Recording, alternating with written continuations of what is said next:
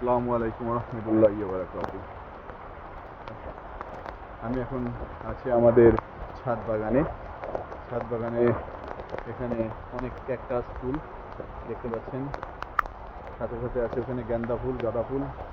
এখানে আছে একটা বড়ই গাছ, অনেক বড়ই হয় এই গাছটাতে। পাশাপাশি দেখতে পাচ্ছেন এখন বড়ই নাই, ক্যাকটাস গাছ দেখুন, সরি এটা ড্রাগন। এখানে অনেক ড্রাগন হয়েছে একটা গাছেই, দেখেন অসংখ্য ড্রাগন। একটা,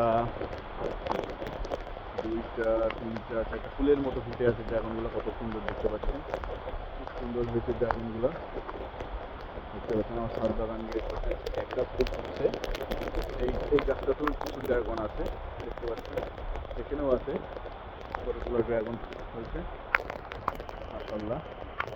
এখানেও আছে ড্রাগন, অনেক ড্রাগন হয়েছে আমাদের মাশাআল্লাহ দেখতে পাচ্ছেন। এক লাইন দিয়ে যদি দেখায় আপনাদেরকে, অনেক ড্রাগন আছে ছাদ বাগানে।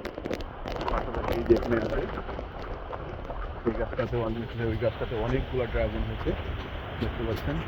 এখানে আছে লেবু গাছ, অনেক লেবু হয়েছে গাছটাতে মাশাআল্লাহ, অনেক লেবু। এই যে দেখতে পাচ্ছেন লেবু, লেবু, অনেক লেবু হয়েছে, প্রত্যেকটা ডালের গোড়ায় গোড়ায় লেবু এই গাছটাতে।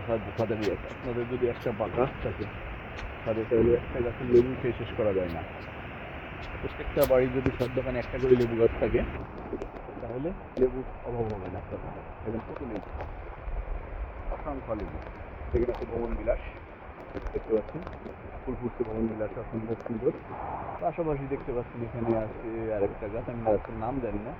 এখানে আছে পেয়ারা গাছ, পেয়ারা গাছ দেখেন কত সুন্দর পেয়ারা গাছ ছাদ বাগানে। হ্যাঁ, আর একটু ড্রাগনগুলো আপনাদেরকে দেখাই, কত সুন্দর ড্রাগন হয়েছে।